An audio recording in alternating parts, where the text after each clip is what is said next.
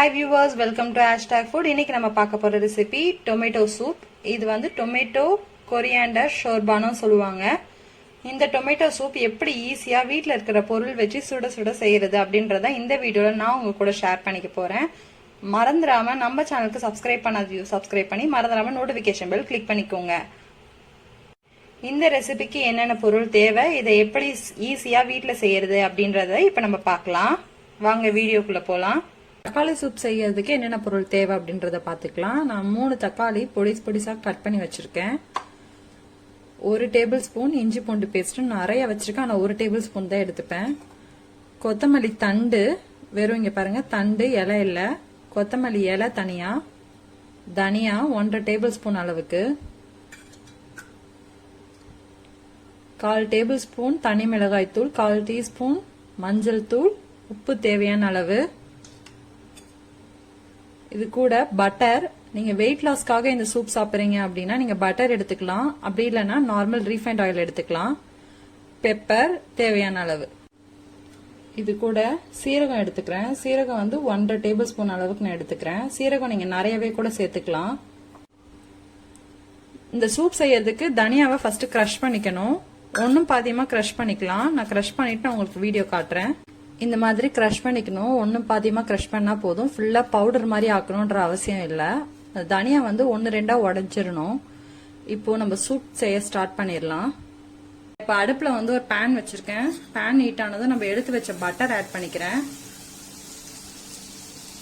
Butter உருகிருச்சு. இப்ப butter கூட நம்ம சீரகம் சேர்த்துக்கலாம். ஒன்னும் பாதியமா நுணுக்கி வச்ச தனியாவும் எடுத்துக்கலாம். 1 நிமிஷத்துக்கு அப்புறம் நம்ம எடுத்து வச்ச தக்காளி இதுல சேர்த்துக்கிறோம். தக்காளி நல்லா ஸ்மாஷ் ஆகிற அளவுக்கு குக் பண்ணணும்.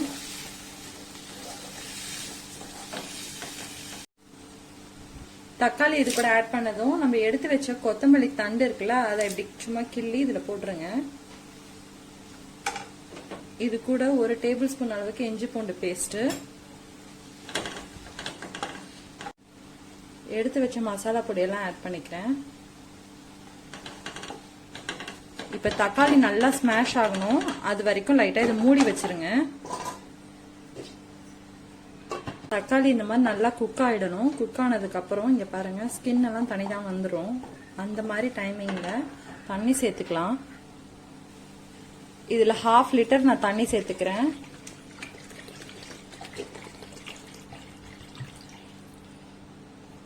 இப்ப இது ஒரு 2 நிமிஷத்துல இருந்து ஒரு 4 நிமிஷம் வரைக்கும் லைட்டா நல்லா கொதிக்க விடுங்க. அடுப்பு வந்து சிம்லேயே வச்சிருங்க. ஹைல வச்சு கொதிக்க விட்டீங்கன்னா தண்ணி ஓவரா சுண்டிரும்.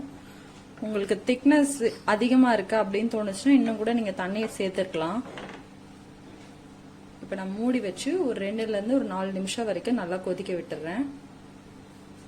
இப்ப இது நல்லா கொதிச்சிருச்சு சூப்பு. கொதிக்கும் போதே அந்த தனியா ஸ்மெல்லும் கொத்தமல்லி வாசனையும் நல்லா வரும் தக்காளியோட சேர்ந்து. இப்ப இதை ஆஃப் பண்ணிடலாம். இப்ப இதை ஸ்ட்ரெயின் பண்ணணும். இப்ப நான் சூப்பை ஸ்ட்ரெயின் பண்றதுக்கு ஒரு பவுலும் ஸ்ட்ரெயினரும் எடுத்திருக்கேன். இப்ப நம்ம சூப் எடுத்து இதுல ஊத்தலாம்.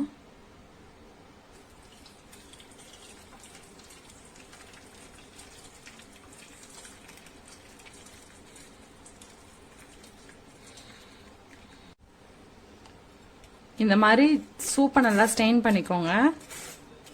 நான் ஃபுல்லா ஸ்ட்ரெயின் பண்ணிட்டு நான் உங்களுக்கு இந்த திப்பி மட்டும் நான் வீடியோ காட்டுறேன். இப்போ நம்ம கிளியர் சூப் எடுத்துக்கிட்டோம். இதுதான் அதோட திப்பி. இங்க பாருங்க. இப்போ இந்த சூப்ல நம்ம எடுத்து வச்ச பெப்பரையும் கொஞ்சம் பொடியா நறுக்கி வச்ச கொத்தமல்லியும் இப்போ ஆட் பண்ணிக்கிறோம். ஆட் பண்ணிட்டு ஒரு மிக்ஸ் பண்ணிக்கலாம். பெப்பர் வேணா நீங்க இன்னும் கூட அதிகமா சேர்த்துக்கலாம், உங்க ஃபிளேவருக்கு ஏற்ற மாதிரி தான். நம்ம டொமேட்டோ சூப் ரெடி ஆயிடுச்சு. இதே மாதிரி நீங்களும் உங்க வீட்டில் ட்ரை பண்ணி பாருங்க, உங்களுக்கு நிச்சயமா பிடிக்கும்னு நம்புறேன். இதே மாதிரி வேற ஒரு ஈஸியான இன்ட்ரெஸ்டிங் ரெசிபியோட மறுபடியும் உங்களை மீட் பண்றேன். By from Sathya. Thanks for வாட்சிங் த வீடியோ.